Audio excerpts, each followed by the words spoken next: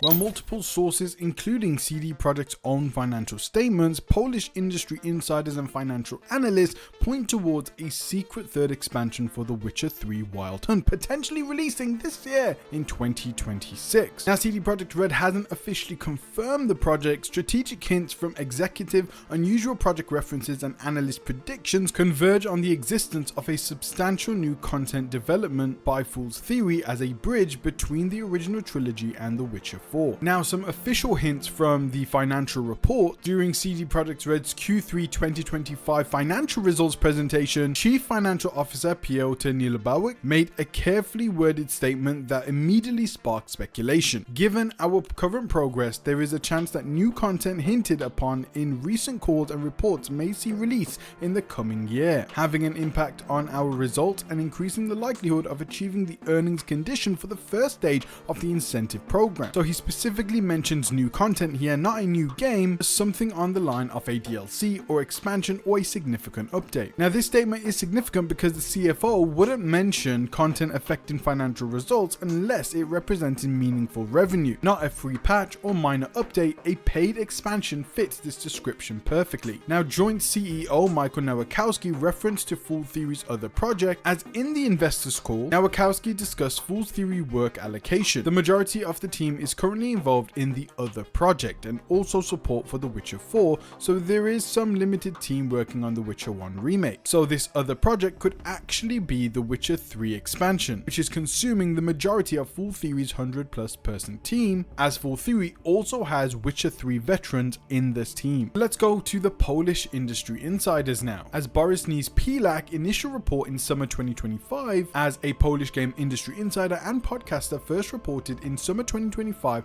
that CD Projekt was developing a third expansion for The Witcher 3 through Fool's Theory. At the time, this seemed like speculation, but subsequent events have lent credibility to his claim. Also, in the Rock and Boris podcast, Boris being Boris Pilak, they have consistently claimed that The Witcher 3 will receive a third expansion in 2026, developed by Fool's Theory. Their track record on CD Projekt reporting lends weight to these claims, though they should still be treated as informed speculation rather than confirmed fact. We also have predictions from financial analysts. Mateusz Krzyżanowski, an analyst at Noble Securities, which is a Polish brokerage house, published a comprehensive report in December 2025 analyzing CD Projekt's project pipeline. His analysis included specific prediction about The Witcher 3 DLC. We expect another paid add-on DLC for The Witcher 3 to be released in May 2026. We anticipate sales of 11 million copies at USD 30 each next year. We estimate the production budget at 52 million Polish. The release should kick off the actual marketing campaign for The Witcher 4. So these projections are stating that the release time will be May 2026 specifically, a price point at $30, which is consistent with major expansions like The Heart of Stone, which is $10,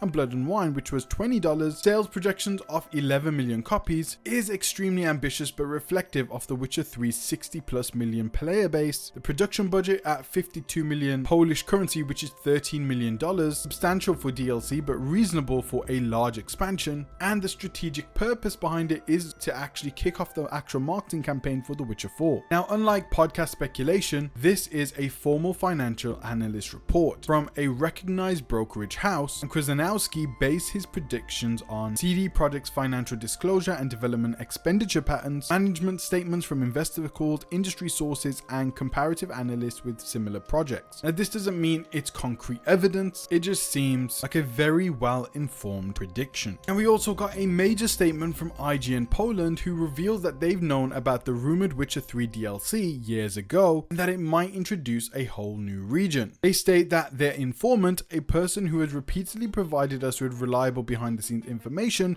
confirmed at the time that a new expansion was in the work, be it at a very early stage. They say at the time we were receiving signals that the team was fascinated by a completely different direction than the Frozen North. There were many indications that the developers were keenly interested in exploring Zerakania. Many years have passed since we first heard about the DLC and came to the conclusion that it would most likely take us to the desert. The studio's internal plans may have changed many times, and the folder labeled Zerakania may have been replaced with one labeled Kovia or something else entirely. Not only that, we have another Polish site which confirms the new third expansion for The Witcher 3. The site is called ppe.pl, and they are the same source that first called Microsoft Microsoft Flight Simulator coming to PS5 and the Doom the Dark Ages disc being essentially empty. This article actually discusses what IGN Poland have already said, and they once again claim that from what they've heard from IGN Poland, that it seemed that the developers' original plan for this new expansion was to go to Zerakania, as after the mud of Velen and the fairy tale atmosphere of Tucson, a sandy desert with a scorching sun and a distinct culture would be a massive breath of fresh air, effectively a Witcher in a Dune-like setting. Now, the Zerakania theory gains weight when examining clues hidden within the game and supplemental materials. One of the strongest arguments involves the Manticore School, the diagrams for which Geralt discovers in Blood and Wine expansion. The school's headquarters are located in the east, on the edge of the desert. Interestingly, lore for the Witcher TTRPG mentions that this school was the only one to experiment with the trial of the grasses on women. This opens a fascinating narrative door for Ciri. An expedition to Zerakania could be her chance to undergo mutation safely, which would explain her appearance in the teaser for the new saga. Further seed planting for this direction can be found in Letho of Gullit's dialogue. If the Kingslayer survived in your save file, he explicitly declares his intent to leave for Zerakania, seeking peace in its matriarchy, far from the political quagmire of the north. We also shouldn't forget about the upcoming Witcher 1 remake. The main antagonist, Azar Javed, hailed from Zerakania. Returning to his homeland in a new DLC would be a brilliant marketing move, tying together CDPR's legacy and future titles ahead of both The Witcher 4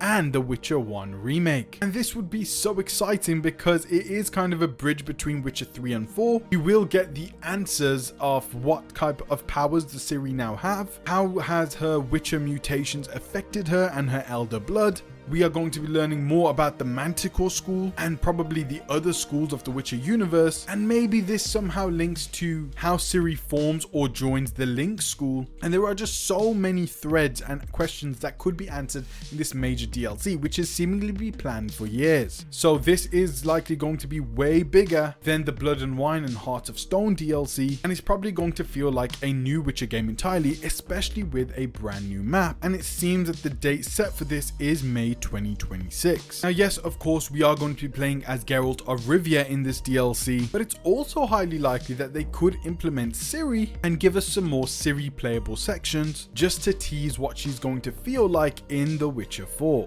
Also, with the narrative thread linking back to The Witcher 1 remake, it's likely that some new things will be set up for the new content that we're going to be getting in The Witcher 1 remake, also being developed by Fool's Theory, who are seemingly making this new Witcher 3 expansion. And if we compare this to Cyberpunk and how much money CD Projekt Red is making off of Cyberpunk 2077 and the Phantom Liberty DLC, you can expect CD Projekt Red to make a boatload of money with this new Witcher 3 expansion. It's likely that this is going to increase the cash within their cash reserves, taps into that 60+ million player base as almost an interactive marketing campaign for The Witcher 4 and even The Witcher 1 remake. I expect this brand new DLC to set up Ciri's journey going forward and likely show her departure or establish why she's undertaking the journey we're going to be playing in The Witcher 4. It's likely going to leave threads or maybe even introduce the new school of the Links. It's also going to give us another epilogue to Geralt's story, but also show how he's going to be a part of The Witcher 4 story, as he is likely going to be appearing, and will also explain some of the timeline gaps and may even show which ending is canon without invalidating player choices, similar to how Mass Effect 3 Citadel DLC existed outside the main timeline. This DLC will also maximize The Witcher 3's commercial lifespan. As the game continues selling steadily, CD Projekt has supported it extensively with a next-gen PS5 and Xbox Series update, Netflix-inspired content updates, ongoing patches and improvements, cross-platform mod support, which arrived in 2025. Now, a brand new huge DLC, likely larger than anything we've seen before in The Witcher 3, and it's coming very, very soon. We've also got updates on The Witcher 4, and we're also going to be talking about, of course, any new details about The Witcher 3 DLC and The Witcher 1 remake, along with Cyberpunk 2, Cyberpunk Online, and so much of what CD Projekt Red has to offer. So stay tuned, subscribe, post notifications on. And guys, it is finally here. The Balboa Club Witch Hunt Collection Volume 1 is now available and will run from December through February. And this drop is specifically inspired by The Witcher, as I wanted to blend the styles of the wrestling world with the games we all know and love. So please go ahead and check out the Balboa Club store. It's on the channel store page, and the website is in the description and pinned comment section below. Please, Lord, give me a sign, a sign. I wanna be the greatest. Everybody on the fake shit. I look around and feel like everybody is the fakest. I make this every day and I'm impatient, hoping one day I blow up from the basement. Statement.